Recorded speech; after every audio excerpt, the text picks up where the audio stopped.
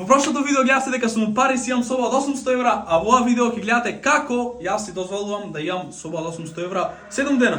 Како што знаете сите дека сум во Германија и денеска ќе ви покажам еден мој работен ден како всушност се одвиват. Првично ќе ви кажам дека со ChatGPT се консултирав и ChatGPT ми го предложи ова средство, а ми кажа и дека треба да земам едно сунгерче и една крпа и два пара на тој ми кажа дека ја 3 дена на раквици, ама јас имам два пара на раквици и ракава нормално ме стегат. Се надевам дека нема да ми испукат ракава, а најбитно сега ми са ме воден и не знам дали ќе ми испукат рацеве. А успат, јас се вака друг чистам.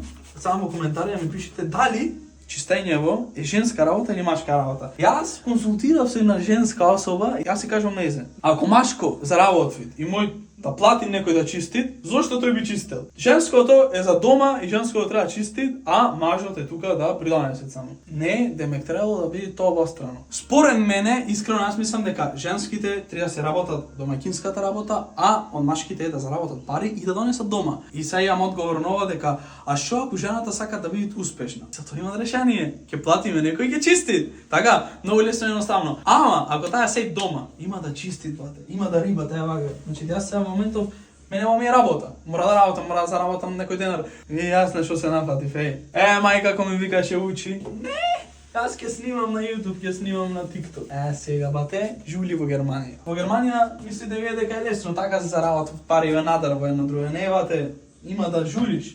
Јас само дека мислам јас дека Мијалников е готов. Малци има нешто овде вака, гледате.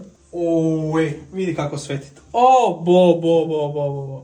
Жени, кај ќе најдете ваков маж? Значи, чистам, перам, правам јадење и тоа, во главно тоа од прилика, ама пишете ми дали сум добар. А ако сакате и вие да ви чистам дома, ви слободно јавете се на овој број и се гледаме кај вас дома. Чао, чао.